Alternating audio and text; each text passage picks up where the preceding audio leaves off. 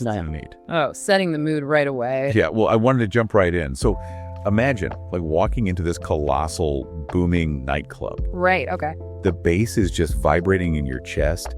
Neon lasers are cutting through the fog, and you're dancing shoulder to shoulder with, thousands of people. Sounds intense. Totally. And you're doing all this amidst these giant, towering Roman columns and marble statues. It feels like this ultimate hyper-modern simulated playground. Yeah, like a Vegas set or something. Exactly. But then you walk outside and you realize the ground beneath your feet isn't a theme park at all. It's the real deal. Yes.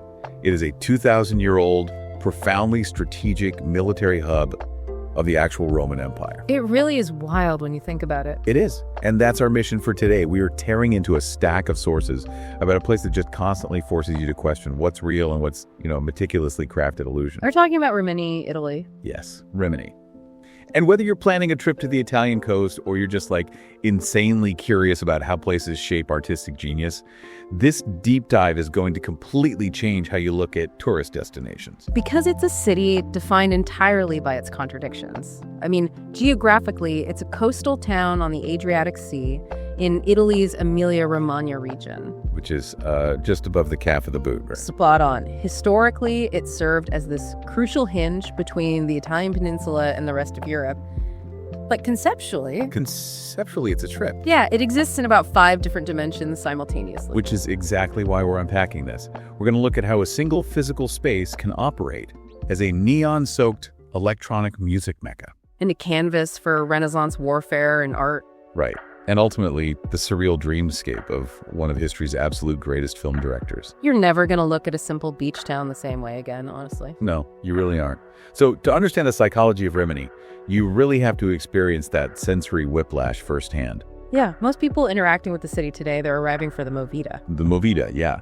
That's the Spanish term they adopted for their intense, just relentless nightlife and entertainment scene. And it is a staggering piece of infrastructure. We aren't talking about a sleepy boardwalk with a few beach bars. Oh, not at all. Okay, let's unpack this. The modern surface of Rimini is this 15-kilometer seafront promenade.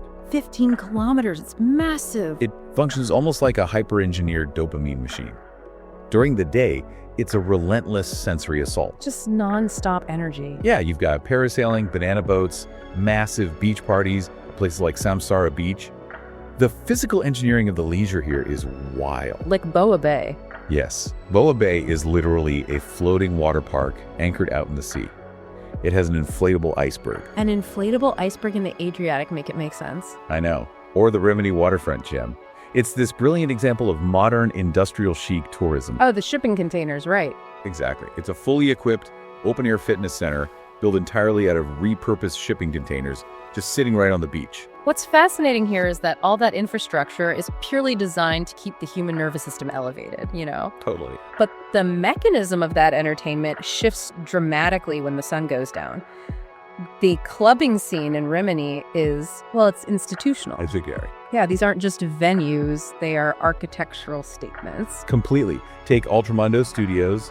The sources describe it as this immersive, almost alien environment. Right, the lasers. Yeah, you walk in and the laser shows are so geometrically complex that they create face ceilings and walls out of pure light. It's total sensory takeover. But then you contrast that with Baia Imperiale, which leans into the city's ancient roots, but in the most theatrical way possible. Oh, it's so over the top. It really is. You're walking up these grand marble steps, surrounded by Roman busts, burning braziers, swimming pools, all while techno blasts in the background. It's like Las Vegas decided to colonize an ancient Mediterranean villa. That is the perfect way to describe it. And that vibe is perfectly crystallized by Cocorico too. It's an absolute pilgrimage site for global electronic music. The one with the pyramid? Yeah, its defining feature is this massive, transparent glass pyramid.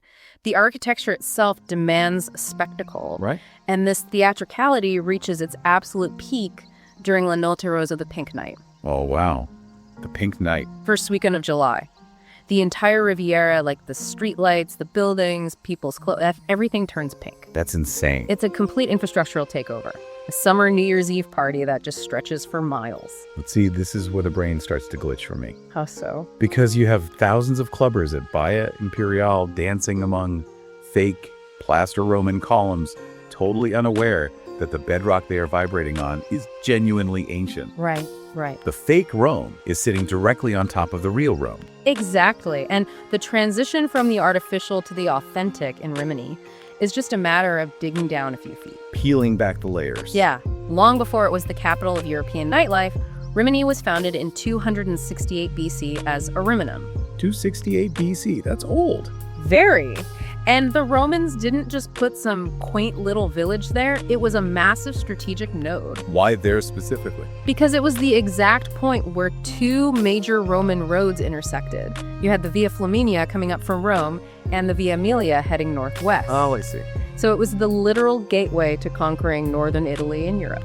So the geographic reality of the coast made it this funnel for ancient military power, and now it's a funnel for international DJs. Precisely. The city's DNA is just built on being a hub for the masses. And the sheer scale of that Roman ambition is still standing today. Like a bridge, right? Yeah, you can physically walk across the Bridge of Tiberius right now. It's a structure so well engineered that literal tanks drove over it during World War II without destroying it. That is unbelievable. Or you can stand under the Arch of Augustus, which is actually the oldest surviving Roman arch in the world. Wait, really? The oldest in the world? The oldest surviving one, yeah. Okay, let's connect the dots here because I want to make sure we aren't just listing historical landmarks. Fair enough. How does a town go from being this hyper-militarized Roman gateway to a Renaissance art capital? Because the sources point out a massive shift in the 14th and 15th centuries. Well, the mechanism there is patronage and power projection. Okay, tell me more. So, in the 14th century, the master painter Giotto arrives in Rimini. And Giotto was revolutionary. He changed the game. He really did. He brought human emotion, physical weight, and three-dimensional perspective into painting, totally stepping away from that flat, stiff Byzantine style. Right. His presence in Rimini acted like a cultural catalyst. It immediately spawned a local movement called the Rimini School. So local artists just ran with his ideas. Exactly. Artists like Giuliano, Giovanni, and Pietro da Rimini adopted and spread this new emotional visual vocabulary. Wow. So a single innovator arrives, and suddenly the entire town's aesthetic standard elevates. Yeah.